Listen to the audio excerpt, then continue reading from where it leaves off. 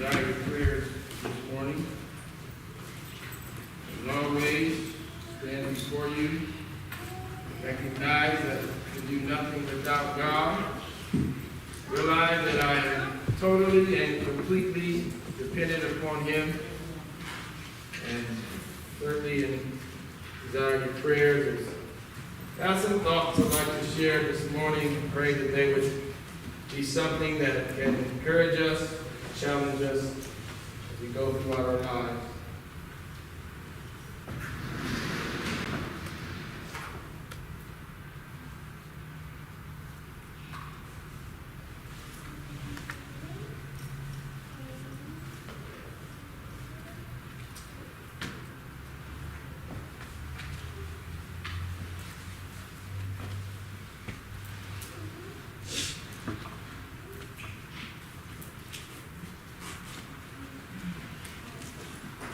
Thought this morning the Lord has given is spiritual appetite. I'd like to begin with a very familiar text of Scripture that is found in the 5th chapter of Matthew. Matthew 5, verse 3 through 6, with the thought resting in the 6th verse. Matthew 5, 5 through 6. Blessed are the poor in spirit. Blessed are the poor in spirit. For theirs is the kingdom of heaven. For theirs is the kingdom of heaven. Blessed are they that mourn. Blessed are they that mourn. For they shall be comforted. For they shall be comforted. Blessed are the meek. Blessed are the meek. For they shall inherit the earth. For they shall inherit the earth. Blessed are they which do hunger and thirst after righteousness. Blessed are they which do hunger and thirst after righteousness, For they shall be filled. for they shall be filled. Blessed are they which hunger and thirst after righteousness, for they shall be filled. When you think about how those two words go together, hunger and thirst, you think about it's not something that's taken casually or not something that's done casually. There's a sense of urgency behind it. You're just in using those words. There's something about just hungering and thirsting. It's not something, it's a mindset and it's an attitude that is not something that's just maybe a one-time thing. It's something that's consistent, something that's constantly there. Blessed are they which hunger and thirst after righteousness, for they shall be filled. We think about we need spiritual food all the time, don't we? It's not something that, I'm all filled up for today and I'm good for the next week. That's not how it works. It's something that we have to have constantly. And it's something that we need to seek after. And realizing that the Scripture here says, if we do these things, then we'll be blessed. But it's not just a hunger. It's not just a thirst. It's both of them working together. You know, and I can't help but when we think about hungering and desiring something, if you allow me this morning, that word appetite, I'm going to interchange it this morning with hunger.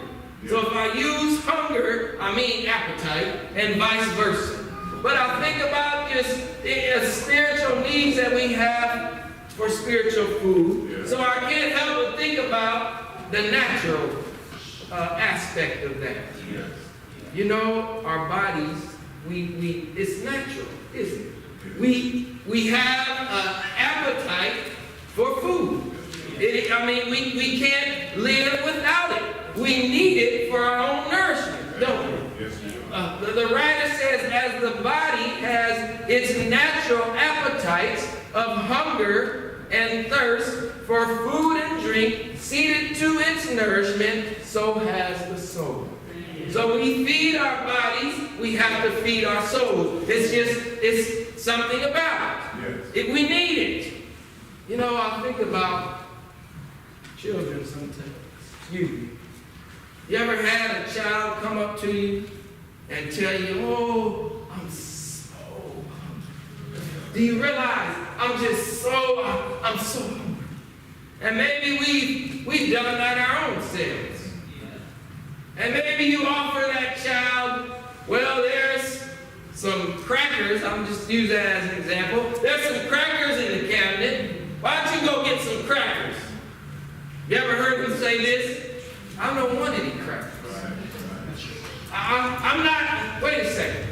Didn't you just say that you were so hungry and I offered something to you, and now what happened to the hunger? Because it's not something that you want. Now all of a sudden the hunger goes away. Can that happen to us spiritually? Can that happen to us spiritually? Well, Lord, what is coming, I don't really want it right now. Lord, help us. Lord, help me. Sometimes we might be hungry, per se, but is it for something specific? And maybe you go with that child and you go down the line. Well, why don't you have a piece of fruit? Well, I don't want a piece of fruit. Well, then what is it that you're hungry for? There obviously is something specific that you're desiring. You know, I think about sometimes, y'all have leftovers, don't you? Is that, unless when a meal is cooked, unless everything is eaten, there's always some leftovers, isn't there? And there be times maybe when the family might ask, well, what's for dinner tonight? Oh, we're going to have a smorgasbord. That's what I like to tell mine. We having some leftovers. I don't want leftovers. How hungry are we? How hungry are we? If you're hungry, right? If you are really hungry, then you're going to take what is being offered. Yes. Lord, help me. But I'm too full. I've got enough of that, Lord. That's not what I need right now. Is it? What about further down the line? It might come in handy then. If God sent it, then I need it for something. And if I don't need it now, then I might need it later. Hunger, again, hunger and appetite, we're going to interchange those this morning, is defined as a craving or urgent need for food or a specific nutrient. An uneasy sensation by lack of food or a weakened condition that can happen to us if we have a prolonged lack of food. You know, again, thinking about how we eat, and we might crave different things from time to time, and there are times when we're not satisfied until we get that specific thing that we want. I'd like us to think about something this morning. How many of us have ever had our hunger satisfied by looking at food in a natural sense? Does that happen to anybody? You can just be so hungry, stomach growling, and you just see food, and instantly you're good. Oh, so that doesn't work? No. Well, what about if you just smell it? You can just smell the food, and then all of a sudden your hunger goes away. Does that work? No. Okay. What about if you touch it? You just touch it, right? You touch the food, and then your hunger pains go away. Does that work for anybody? Yes. What works? What do you have to do? You have to eat it. You have to eat it, don't you? Thinking about that in a spiritual sense. You know what? I can hear the word of God. But Is hearing it, is that going to help me? I can see it. I have to eat it. In order to get the nourishment for my soul, I have to take it in. Yeah. It's something that I have to apply in my life. Yeah.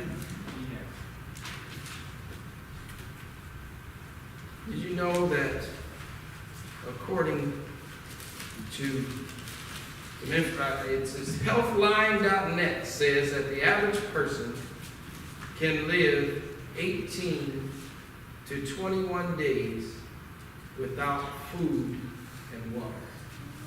I realize there's a range there depending on your body. So there's some of the negative effects that happens to us naturally when we are starved, so to speak, of food and water. We're sluggish, or we have a lack of energy. We might get a headache or dizziness, maybe some confusion, have a heat stroke or heat cramps, stiff joints that might stick and then not work properly. And then your body temperature is not able to regulate. When we think about all those things, does that sound like a good condition to be in? No. Does any of those things sound like anything that you would want to have to deal with? Now, what do you think is going to happen to us individually, spiritually, if we're not getting the nourishment that we need? If we're not hungering and thirsting after righteousness? What kind of effect do you think it's going to have on our soul? All those things mentioned, none of them are good, are they? So you can just imagine the negative effects of not feeding our soul the food that it needs, the spiritual food that we need constantly on a daily basis, the effect that it's going to have on our soul. Maybe a little sluggishness. Not as inspired maybe as I used to be. Little bit of confusion. All these different things come in. Maybe not as motivated to get up and do for the Lord as He would desire. Because I'm lacking nourishment in my soul. Something's missing there, and it's having an effect on me. Blessed are they that hunger and thirst after righteousness, for they shall be filled.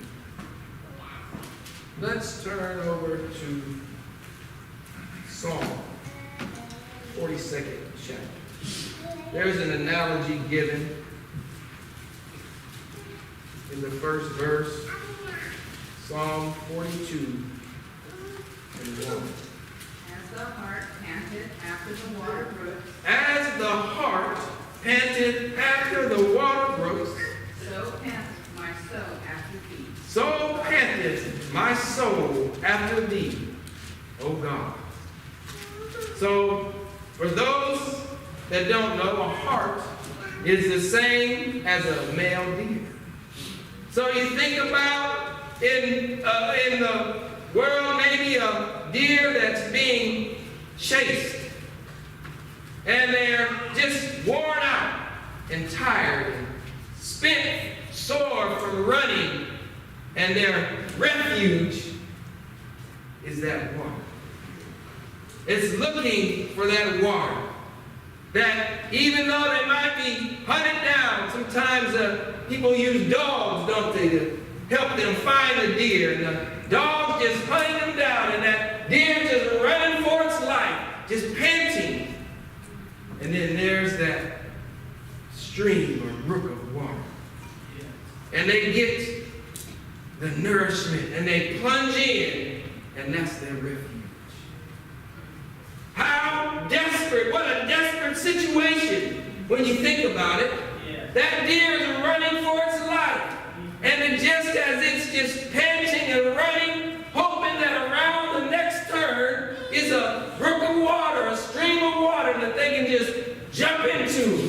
get their relief. I was reading some, it seems like that they kind of hide in there a little bit. So that's a refuge for them. So as the heart panted after the water brooks, so panted my soul after thee. How desperate am I? How desperate am I in my longing for the things of God? Is it like that hart? Is it like that deer running for its life?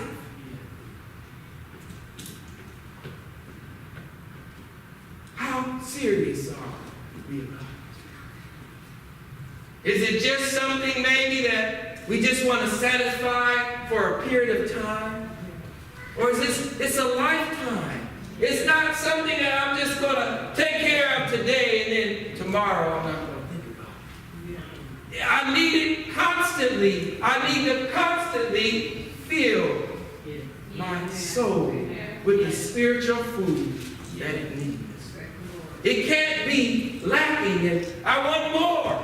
I want more. It's not just, all of us, I'm sure, enjoy eating from time to time. And I'm sure there's been times maybe that we overdid it a little bit. I have. Probably more often than not. But are we like that spiritually?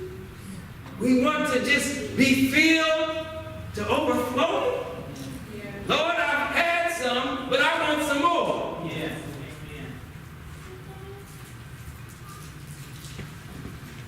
David gave an illustration in the 139th Psalm.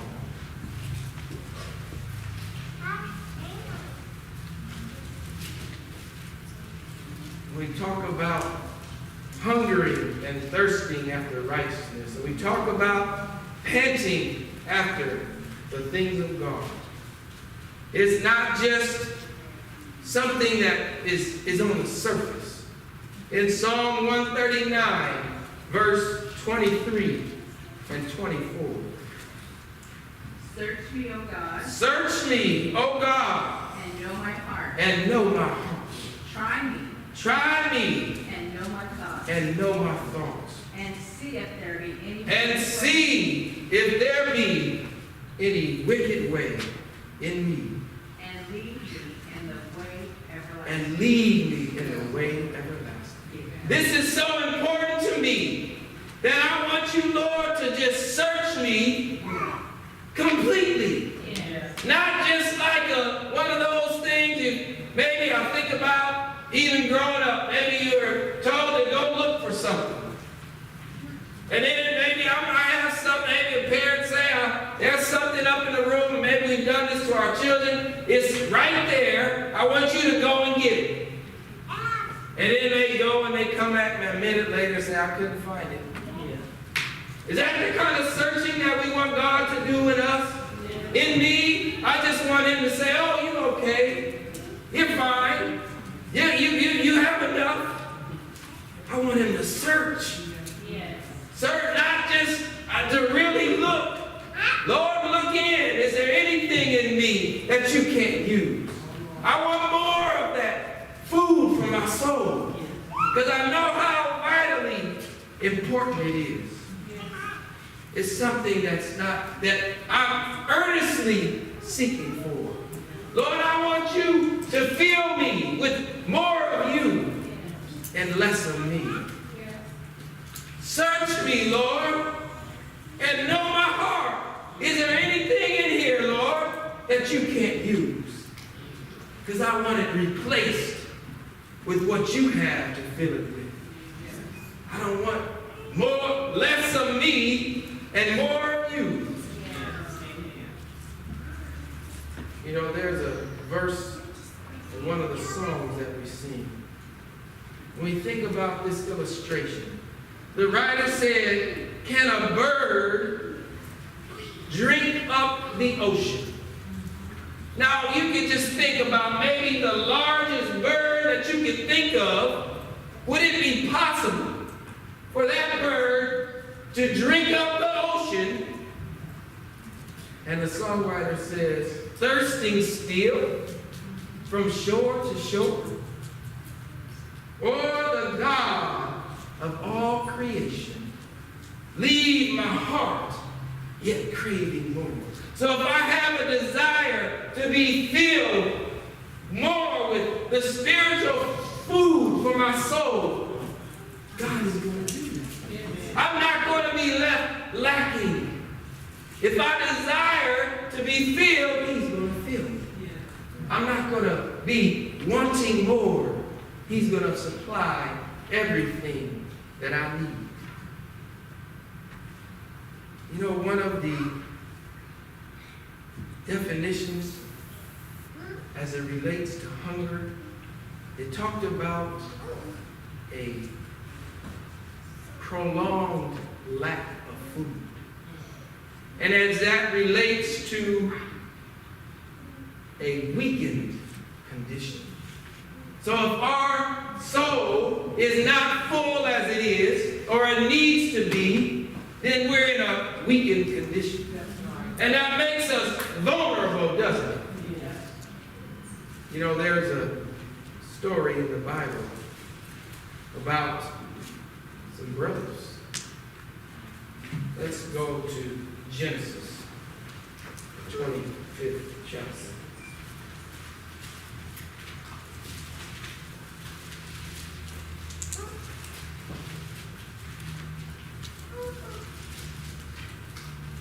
Begin reading at verse 29.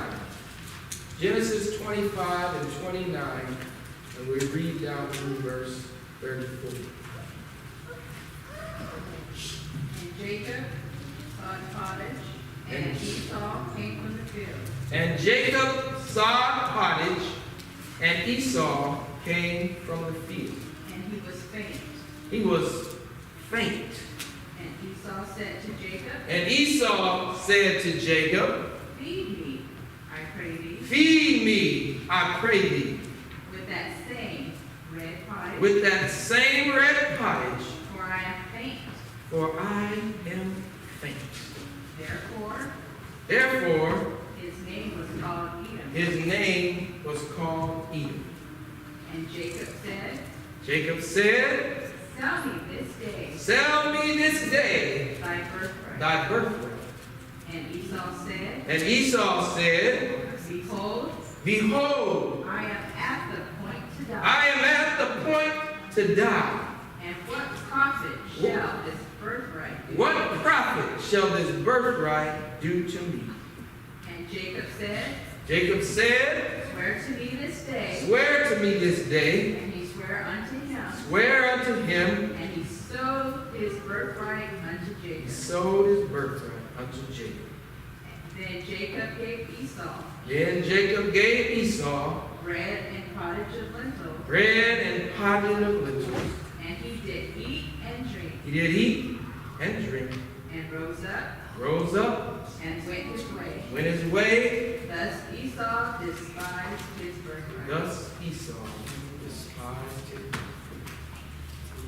Oh, just think about this situation here. Here, Esau is just, he's so, I'm so hungry. And I'm at the point of death. That if I don't get something right now, I'm going to die. So he's in a weakened condition. And here comes his brother. His own brother. Say, oh, you hungry, huh? And then he's just begging, can you just give me a little bit of that? I need to have it right now. I'm at the point to die. His own brother. Oh, yes. Of course. I'll give you some. You can have some. But it's going to cost you. His own brother. It's going to cost you. I'll give it to you. I'll give it to you. But I want that birthright. You give me that birthright, and you can have the food. Was he in his right mind? What are some of those things, just the definition from hunger? says,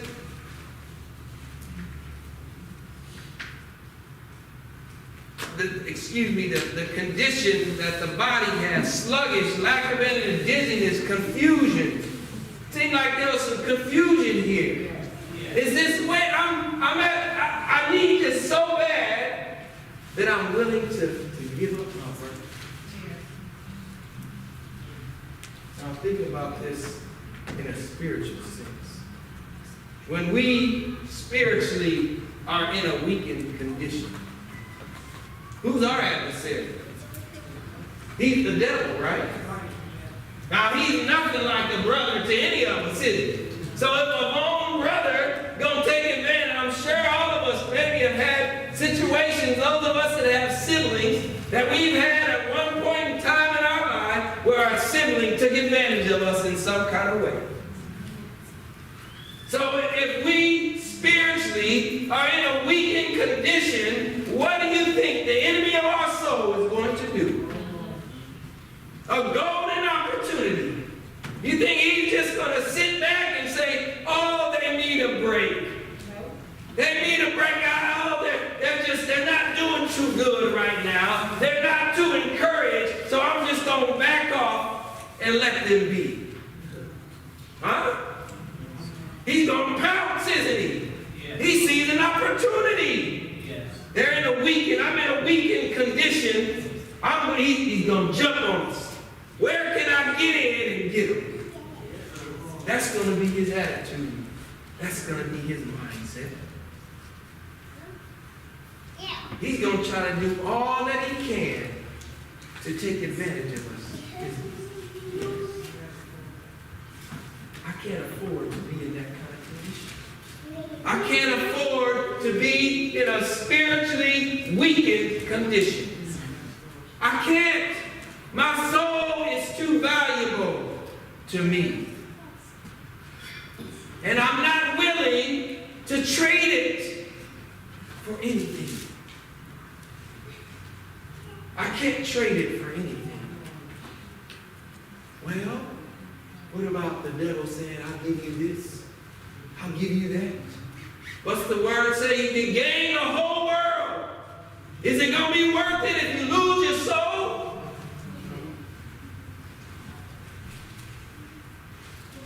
Job, he had the right idea. Let's go to Job 23:12. As it relates to the spiritual food, he recognized something.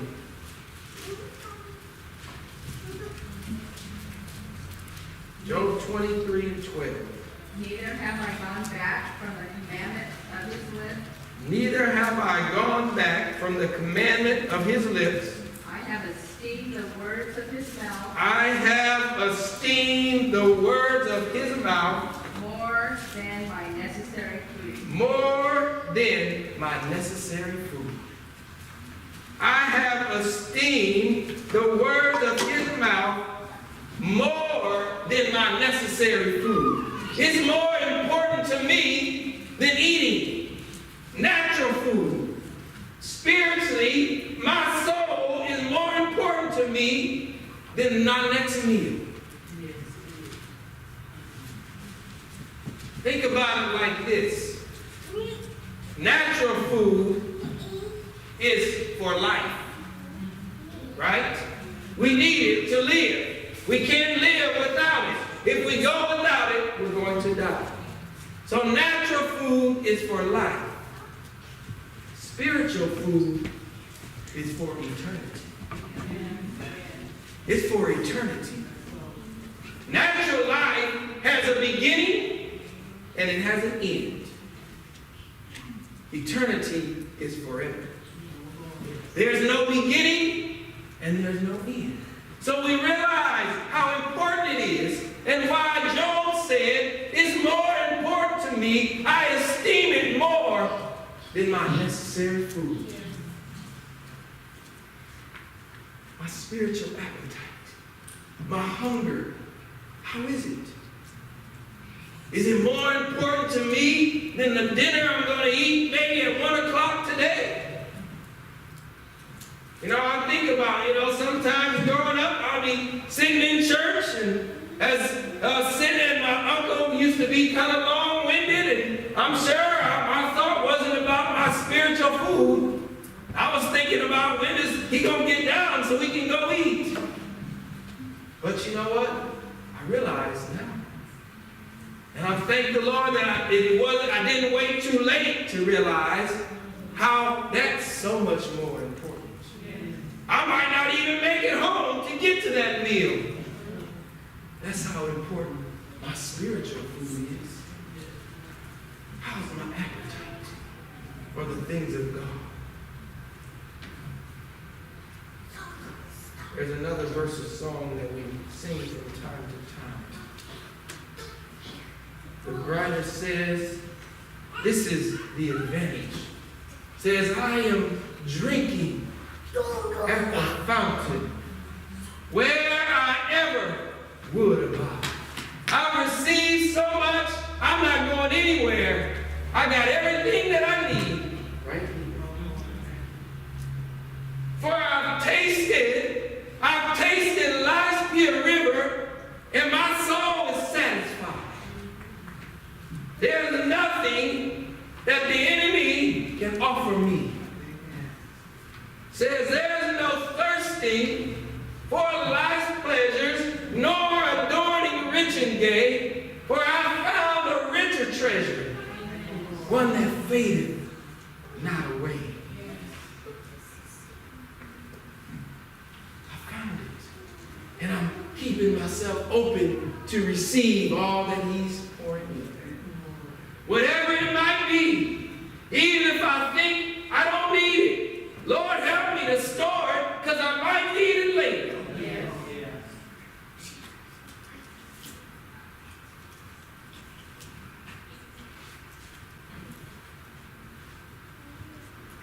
The scripture says, taste.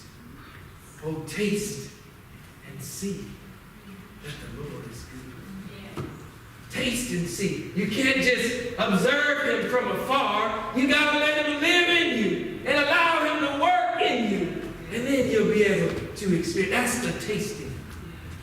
That's we got to give him the chance to taste and see that the Lord is good. Blessed is the man that trusteth in him. How's my spiritual appetite meter? Is it on E? Is it on half a tank? 3/4? That's something that I want it on full. Sometimes on our gas gauge, you can probably put, maybe you overfill it and it'll go past the full mark. That's where we want it. That's where we want our spiritual meter gauge to be on past full. All the time? Yes. Because if God can keep filling me, and as long as I accept it, as long as I eat it, I have to eat it. I can't just, you heard the expression about checking a box. I go to church every Sunday. Well, what'd you get at church? What are you doing with it? I can hear it. Oh, I read my Bible every day. What are you getting out of it? Are you eating it? Taste and see that the Lord is good. I can hear hundreds of sermons. If I'm not applying it in my life, what good is it doing me? I can read the Bible backward and forward. If I don't apply it, what good is it going to do?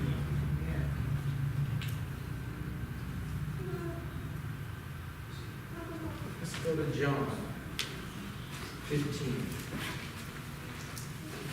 Talking about having our spiritual tank overflowing. John 15. Read verse 9 through 11. As the Father hath loved me, As the Father hath loved me, so have I loved you. So have I loved you. Continue ye in my love, Continue ye in my love. and you keep my commandments. If ye keep my commandments, Ye shall abide in my love, ye shall abide in my love, even as I have kept my Father's commandments, even as I have kept my Father's commandments, and abide in his love. and abide in his love. These things have I spoken unto you, These things have I spoken unto you, that my joy might remain in you, that my joy might remain in you, that your joy might be full. that your joy might be full. I like to read that 11th verse in the Amplified. It says, I have told you these things, that my joy and delight may be in you, and your joy and gladness may be of full measure, and complete, and overflowing. And overflowing.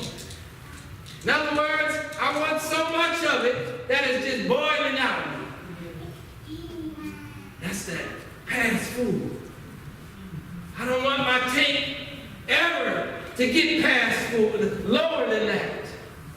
Because if I'm on 3/4, if I'm on half a tank, and especially if I'm on empty, I'm in that weakened condition. Spiritually, I'm in a weakened condition, and I become even more vulnerable to the enemy of my soul. You know, we can't fight the devil ourselves. I mean, we need all we can, but God with us and standing by us and to be able to fend him off anyway. And to try to do it if I'm in a weakened condition. I want it to be full measure and complete and overflow. That's my desire.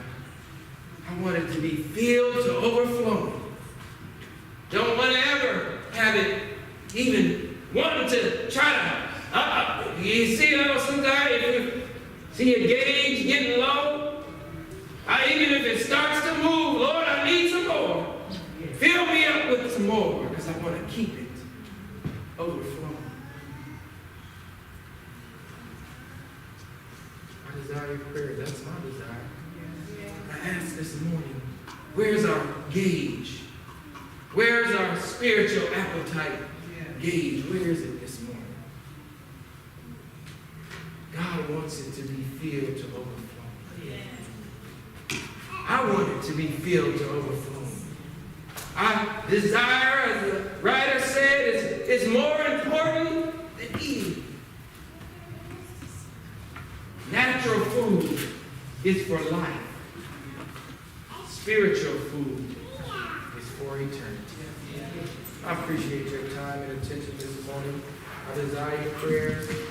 I want to be found, as it said, not just being a hearer of God's word, want to be a doer. Want to eat it. Don't want to just hear it. I want to partake of it. You know, sometimes in prayers we say, open our hearts to receive. That's what it means. Lord, pour it in. Whatever you have for me, pour it in. I want to receive it so I can keep my spiritual meter, keep it on overflow. I desire you for everything. I appreciate your time and attention.